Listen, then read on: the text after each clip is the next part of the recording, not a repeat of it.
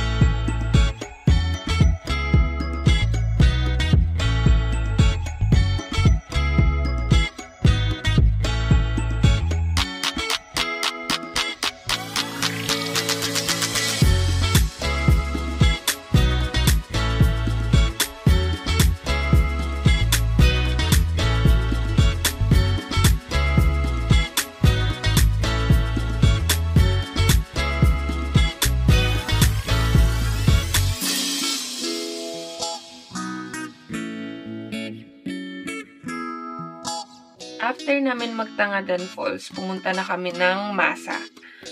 So, ito yung parang isa sa mga travel destination sa La Union restaurants. Presko naman siya. Siyempre, it's an open, parang malaking bodega and warehouse siya. So, medyo mainit siguro sa iba na hindi sanay sa ganun. Pero, hindi siya aircon. Okay, so huwag mag-expect ng malamig. Pastries lang daw ata. Dito ko na yung parrot fit.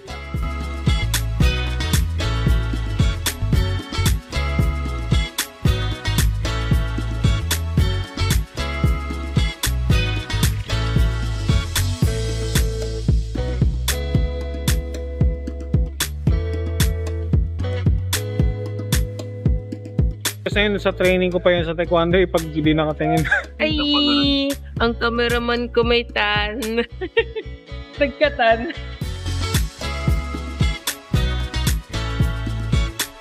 Sobrang bilis ng serving. As in, sobrang bilis. Parang hindi pa umiinit yung namin.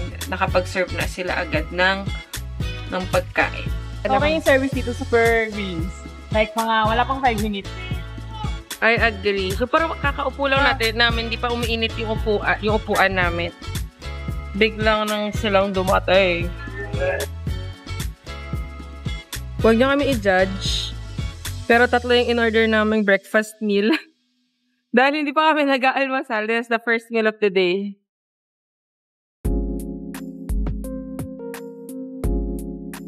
Picture-picture lang kami doon. And then, saan nga ba kami pumunta? Nag-tavern kami nung gabi dahil birthday ni Deng.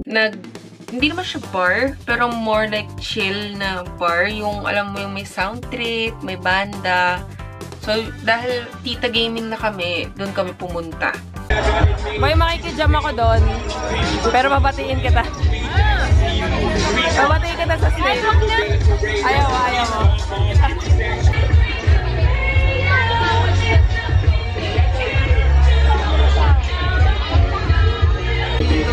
Magkano?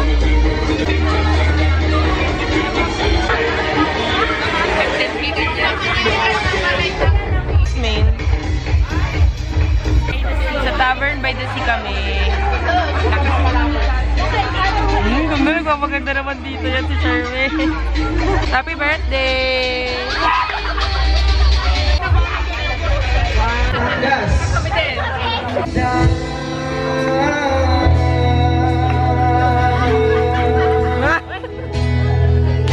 Ay, ang ganda naman ng best friend namin.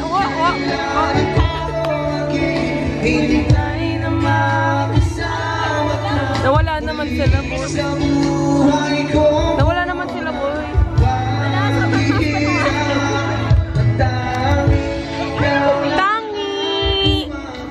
Tangi, where are... Parang tanga nga yung pagkain namin doon kasi nag-seafood platter kami. Seafood na kamayan na platter. Nagkanin kami doon.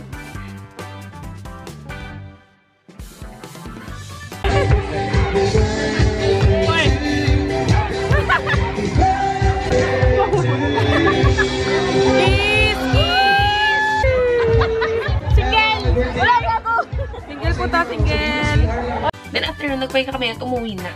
Tapos, after nun, kinabukasan, ito na yung medyo jam-pack na gala namin kasi dito lang kami like na kumpleto ng buong araw.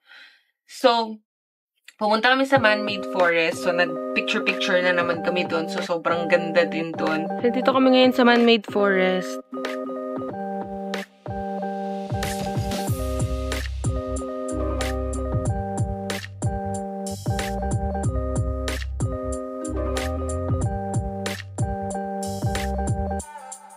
Kumanta pa si Deng ng Decode dahil naalala niya yung music video ng Decode. Nagago Decode. Yung music video ng Decode.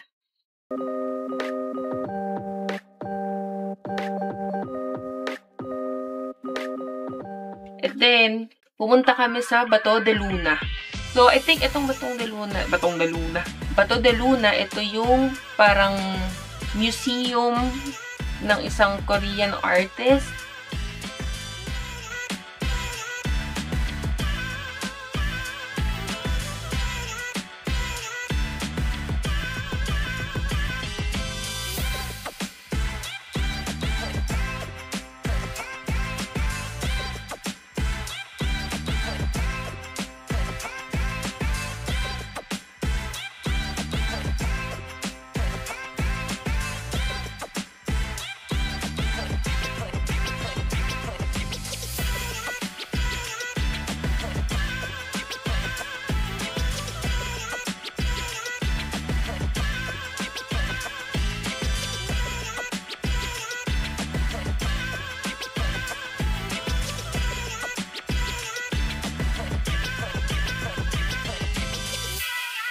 Ingat lang sa mga bagets dahil medyo may mga phallic symbols doon.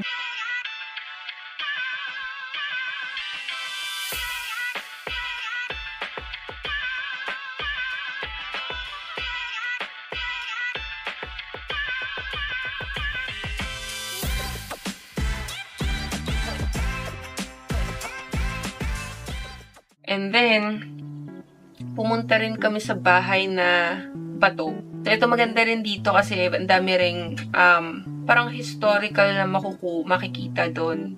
So, nag-enjoy din ako doon. Lalo si Ron, mahilig din siya sa mga ganun. And, ikot-ikot lang kami.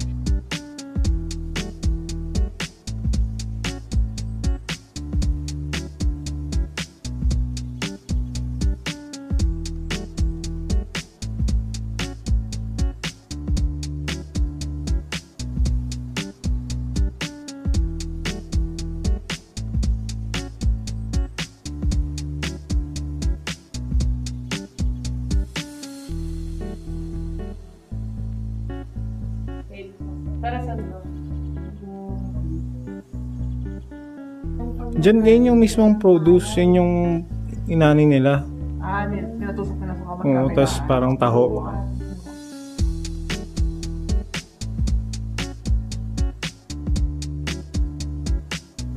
Ay, Deng, tignan mo. Sobrang tagal na nito, boy. Sobrang tagal na. Ito pinakamatagal dito. Ay, oo. Actually, yan, nung panahon na yan, yan yung unang may kulay. Kasi, yan na eh. Black and white lahat. Wala. black and white lahat. Yan yung unang nagkaroon ng kulay. Kaya sobrang Kung bakit may lobster may kulay? Tara, next.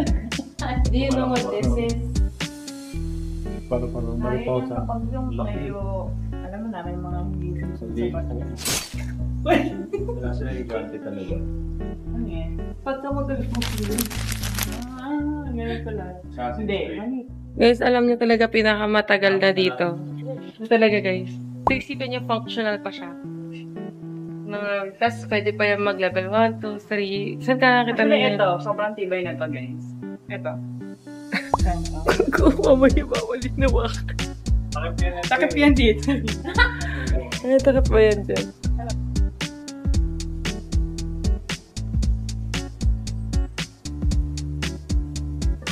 Ano masasabi mo? Ganda.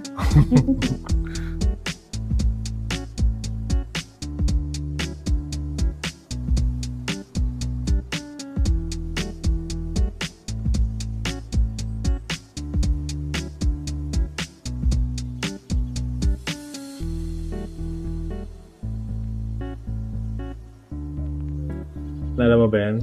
Ice? Shaver. Ice? Oo. Yellow? Ay, shaver yan. Tapos pagkalabas ng yelo, puro kalaw. Hindi po ako nagsabi nun. Ito po yung nagsabi. Ano yung sa plant na nilalagay ng uling? Uling. Hindi nanonood ng Maria Clara. Hindi ako.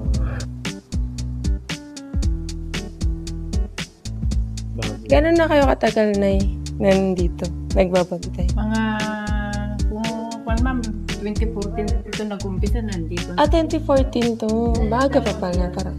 Itong mga collector Magka 10 years na. Binili po dun sa bunker po sir. Sa bunker po. Mahilig po sa kulit sa antique si Oo nga ho eh. Pati doon po ma'am, sa main, puro sa antique.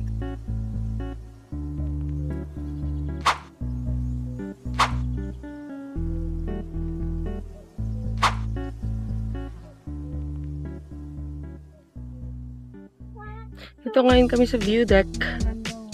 Yeah.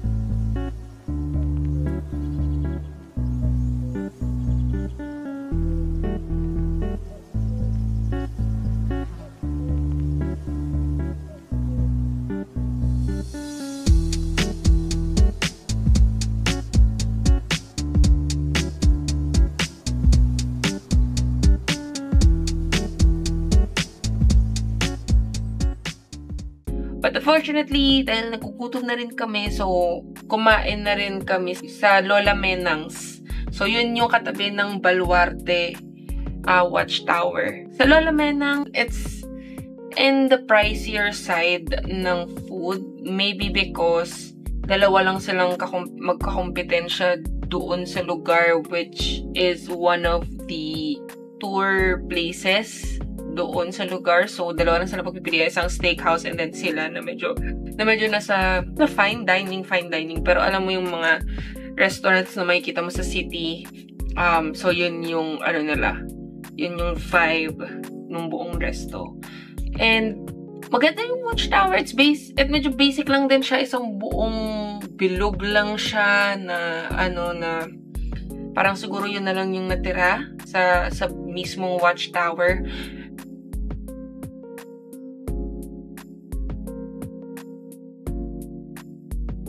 Nagpatato kami sa beach. Hindi ko na sasabihin kung ano yan.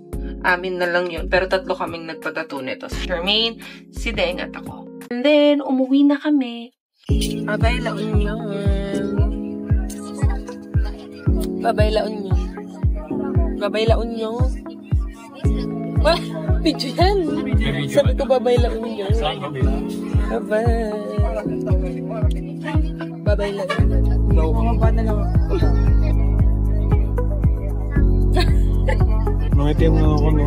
Ako nga din, tignan mo.